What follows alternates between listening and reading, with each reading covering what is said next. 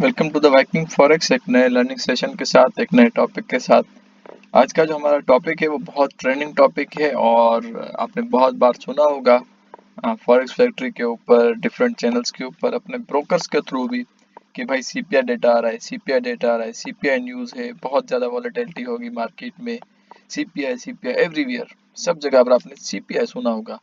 अब ये सीपीआई है क्या? सीपीआई को हम थोड़ा आज स्टडी करेंगे, उसका ओवरव्यू लेंगे, उसके इम्पैक्ट्स को देखेंगे, किस चीज़ के साथ रिलेटेड होता है सीपीआई, और सीपीआई पॉजिटिव या नेगेटिव होने के क्या इम्पैक्ट्स होते हैं इकोनॉमी के अंदर। तो ये सारी चीज़ें आज के टॉपिक में हम डिस्कस करते हैं। फर्दर डिले करने से पहले हम चलते हैं सीपीआई के ऊपर, सीपीआई की डेफिनेशन के ऊपर। सीपीआई जो होता है हमारा कंज्यूमर प्राइस इंडेक्स। अब यहाँ पर सिंपल वर्ड्स में अगर मैं आपको बताऊं कि सीपीआई में लेट सपोज के लास्ट मंथ आपने कोई फ़ोन लिया था 30,000 रुपये का, और वही उसी मंथ में आपकी जो सैलरी थी वो 50,000 थी। 50,000 सैलरी थी, 30,000 का आपने फोन लिया था। ठीक है। अभी आप लेट सपोज इस महीने में आप सेम फोन लेना चाहते हैं अपनी मिसेज के लिए, तो वही फोन आपको मिल रहा है 32,000 में, और आपकी सैलरी क्या है, वही 50,000। यानी कि 2,000 का जो यहाँ पर डिफरेंस आया है वो आया है सीपीआई की। सीपीआई हम उसको कहेंगे, यानी कि कंज्यूमर प्राइस इंडेक्स।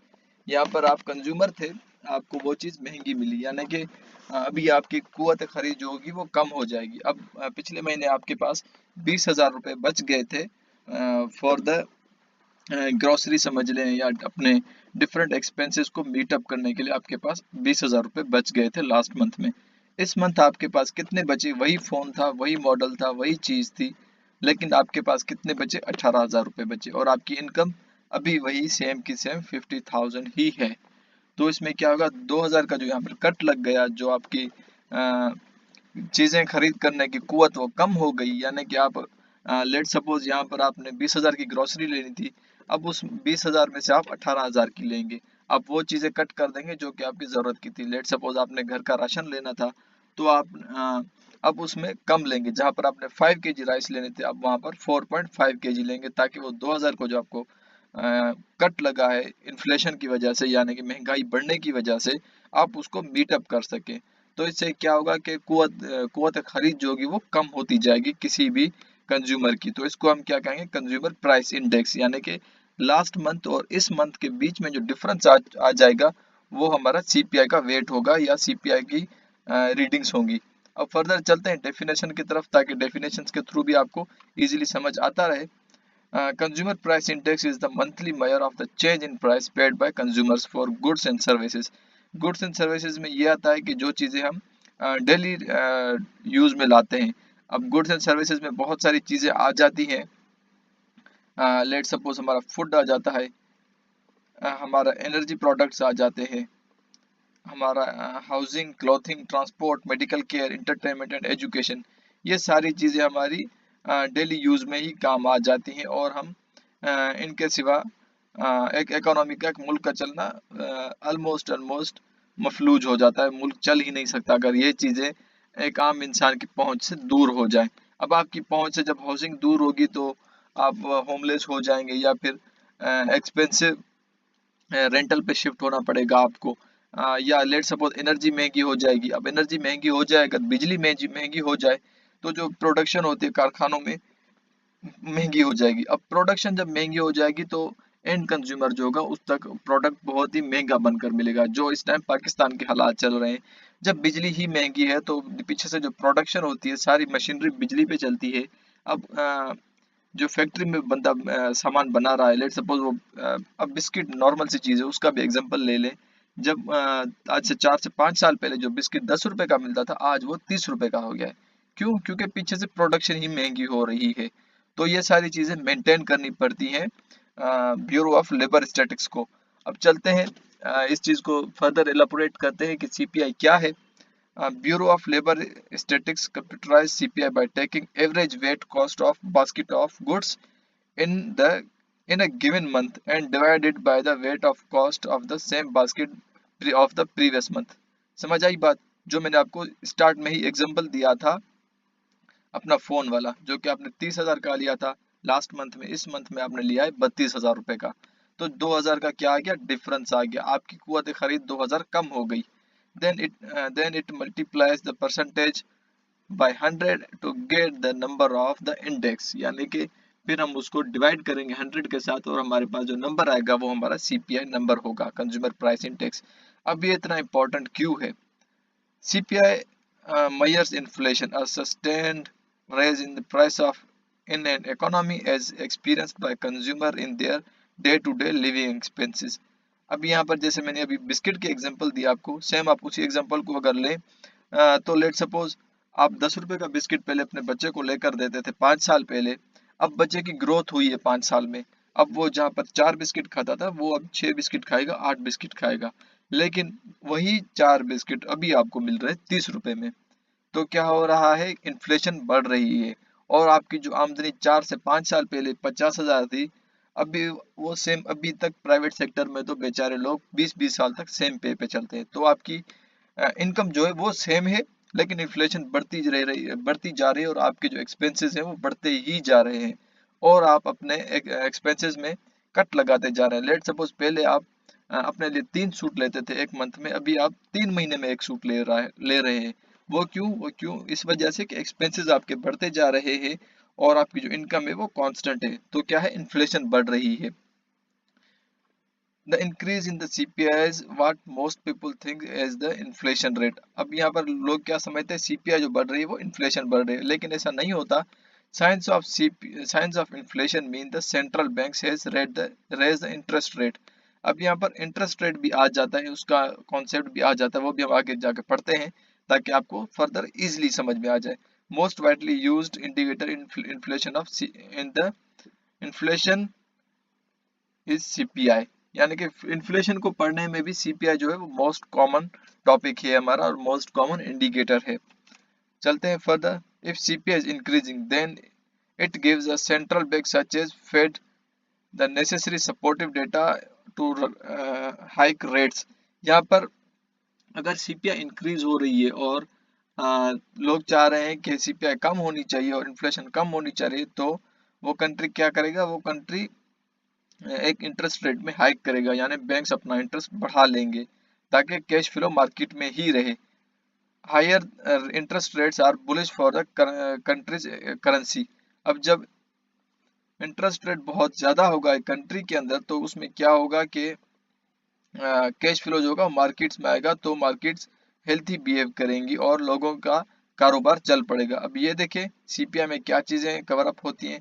शेल्टर यानी कि home industry, food industry, transportation industry, energy, medical and care services, ये डिफरेंट जो सेक्टर्स हैं जो हमारे सोसाइटी के हैं, वो सारे यहाँ पर कवर अप होते हैं सीपीआई डेटा के अंदर। के इन सारे डेटाज का सर्वे लिया जाता है, एक्सपर्ट सर्वे लेते हैं, उसके बाद वो अपनी रिपोर्ट जारी करते हैं कि भाई हाँ, ये डेटा है हमारे पास, इस डेटा के मुताबिक मार्केट मूव कर रही है और एक मुल्क की जो इकोनॉमी है उसके क्या हालात हैं।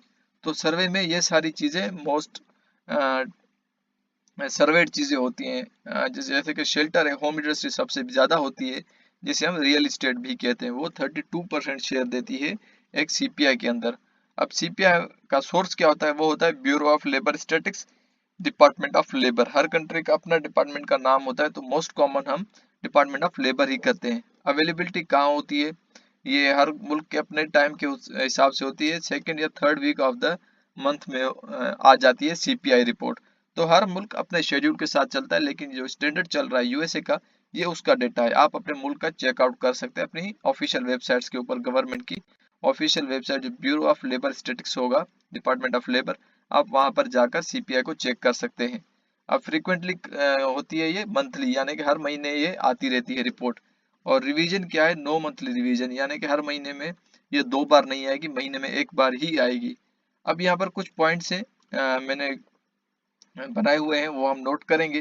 व्हेन इन्फ्लेशन राइजेस, अब समझने की बात है, जब इन्फ्लेशन बढ़ रही है, our purchasing power subsequently falls into decline, measuring that every dollar earned is capable of buying less percentage of goods services। आ गई बात समझ में कि पहले जब हम 20,000 रुपए की अपनी शॉपिंग कर पा रहे थे 50,000 की सैलरी में, अब हम क्या करेंगे, हम 18,000 रुपए की शॉपिंग करेंगे, क्योंकि हमारी परचेजिंग पावर कम हो रही है। महंगाई बढ़ने की वजह से हमारी परचेजिंग पावर कम होती जा रही है। जहां पर हमें 100 रुपए में लेट सपोज जहाँ पर हमें 100 रुपए में 1 kg मिल्क मिलता था, 1 kg दूध मिलता था, अब वहाँ पर हमें 100 रुपए में आधा किलो दूध मिल रहा है। यानी कि हमारी परचेजिंग पावर कम हो रही है, हमारी कंज्यूमिंग जो है घर में वो तो 1 kg है, अब हमें कितना पे करना पड़ रहा है, 200 पे करने पड़ रहे हैं 1 kg दूध के लिए। तो क्या हुआ, इन्फ्लेशन बढ़ रही है। While it is typical for the Federal Reserve to battle rising inflation by increasing short-term interest rate, this is often forwarded upon the investors because cost of borrowing increases.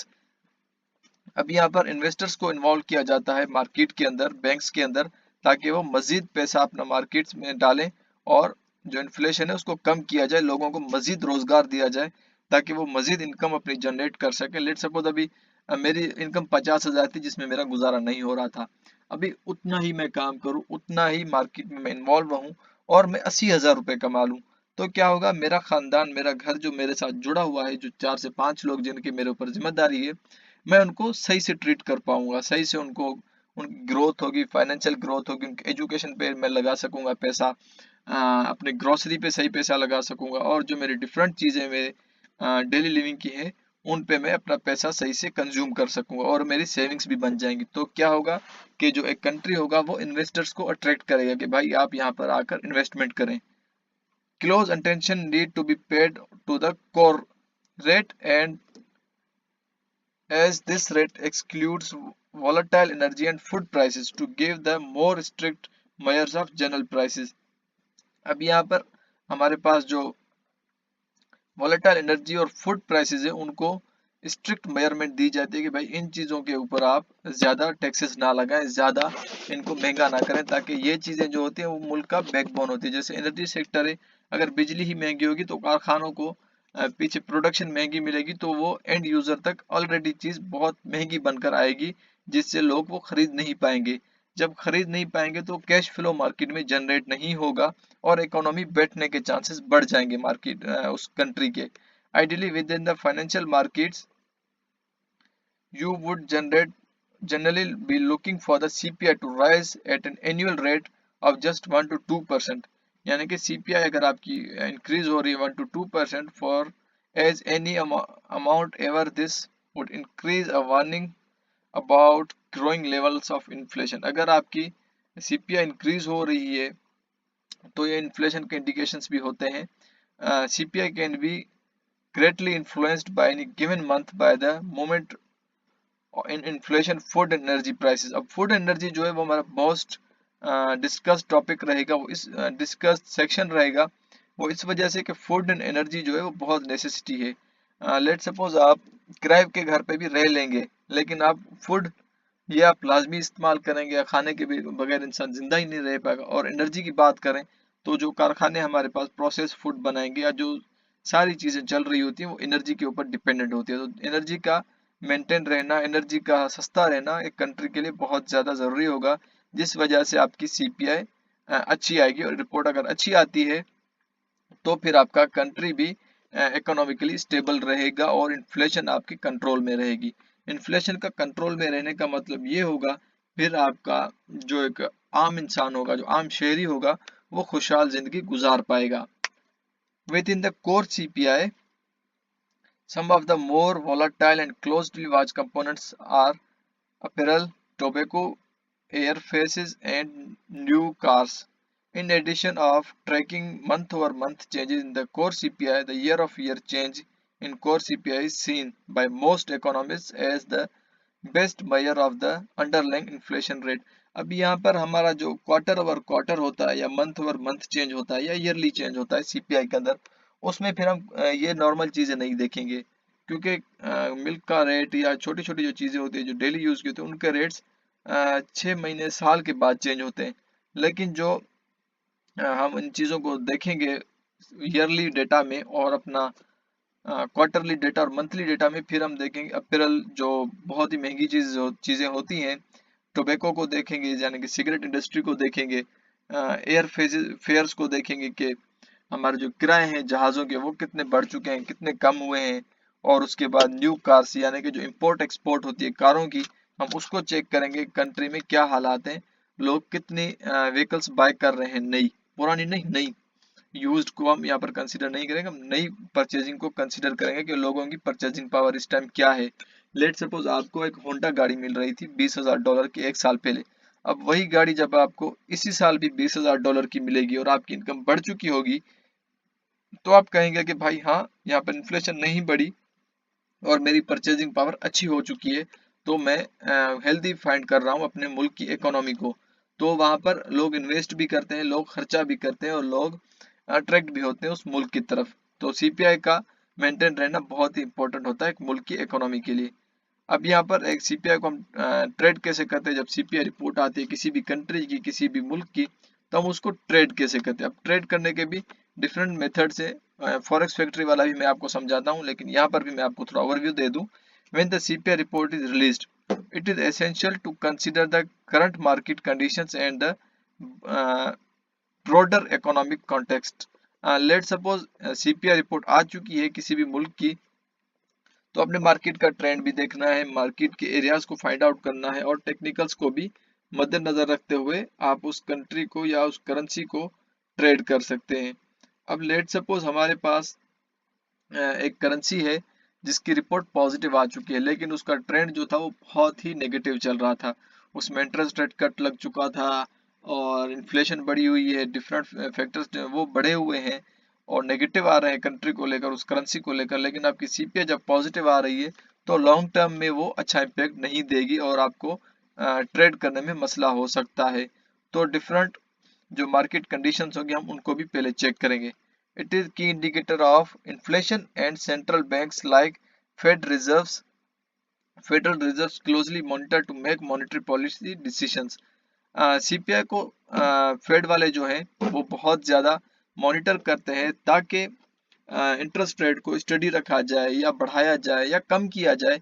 वो सीपीआई रिपोर्ट के अंदर आता है CPI report को consider करने के बाद, क्योंकि सीपीआई में जो हमारा कंज्यूमर होता है वो डायरेक्ट लिंक हो जाता है किसी भी कंट्री को लेकर, किसी भी कंट्री के साथ। सीपीआई रिपोर्ट में हमने ऑलरेडी पढ़ा हुआ है, अभी भी डिस्कस भी किया है कि एक कंज्यूमर का जो डेटा होता है वो रिलीज किया जाता है कि कंज्यूमर्स कितने आए हैं और कितनी उनकी कुव्वत खरीद रह चुकी है सेम अमाउंट के साथ। जैसे कि हमने 50,000 वाला एग्जांपल अपना आपके साथ शेयर किया था, तो आम इंसान की जो रिपोर्ट होती है वो सीपीआई में आती है। तो सीपीआई को मस्ट वॉच किया जाता है इंटरेस्ट रेट को डिसाइड करने के लिए।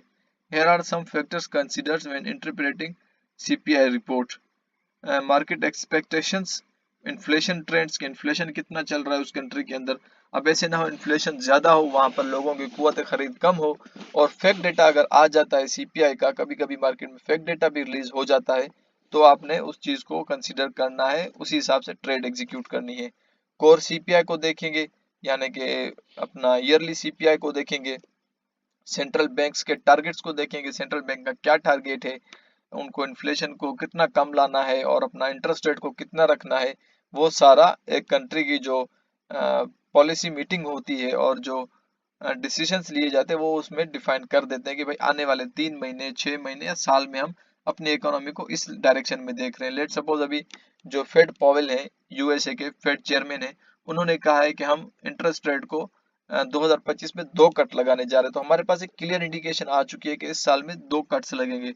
अब उनकी डेट्स भी रिलीज होती है कि भाई हमारी इंटरेस्ट रेट की जो डिसीजन होगा लेट सपोज 15 मार्च को होगा, अगला फिर होगा 25 जुलाई को होगा, तो उसी हिसाब से डेट्स फिक्स होते हैं। हम उन चीजों को भी माइंड में रख सकते हैं, इकोनॉमिकल फैक्टर्स को माइंड में रख सकते हैं, मार्केट रिएक्शंस को माइंड में रखने के बाद हम सीपीआई को ट्रेड करते हैं। तो सीपीआई बहुत ही इंपॉर्टेंट डेटा होता है क्योंकि ये कंज्यूमर के साथ डायरेक्ट लिंक डेटा होता है। कंज्यूमर का यहाँ पर नाम ही इसका आ रहा है कंज्यूमर प्राइस इंडेक्स, यानी कि कंज्यूमर कितना पैसा कंज्यूम कर सकता है फॉर द सेम प्रोडक्ट।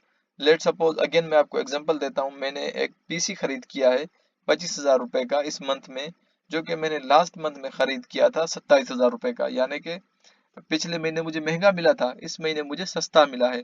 तो क्या है कि इन्फ्लेशन कम आ रही है, तो कंट्री हेल्दी वे में जा रहा है, सीपीआई बढ़ रही है और कंज्यूमर हैप्पीली अपना पैसा खर्च कर रहे हैं क्योंकि उनके पास 2,000 अभी एक्स्ट्रा बच गए। पिछले महीने के हिसाब से आपकी जो इनकम है वो तो सेम है, लेकिन आपकी जो कुव्वत खरीद है वो बढ़ चुकी है। अब 2,000 आपके पास ऐसा समझे कि एक्स्ट्रा बन गए। अब 2,000 में आप ग्रोसरी करेंगे, शॉपिंग करेंगे, कहीं अच्छी जगह डिनर कर सकते हैं। तो ये सारी चीजें आपके फेवर में आ रही है। तो ये चीजें आपको कौन बताएगा? आपको सीपीआई रिपोर्ट बताएगी, और उसी हिसाब से आप इंडिकेटर्स को यूज करते हुए, ये सारे इंडिकेटर्स होते हैं कंज्यूमर प्राइस इंडेक्स, आप इसको यूज करते हुए अपनी ट्रेड्स एग्जीक्यूट कर सकते हैं मार्केट में, और उस मुल्क की इकोनॉमी की हेल्थ को चेक कर सकते हैं। तो आज का टॉपिक थोड़ा कॉम्प्लिकेटेड था, इसको यहीं एंड करते हैं।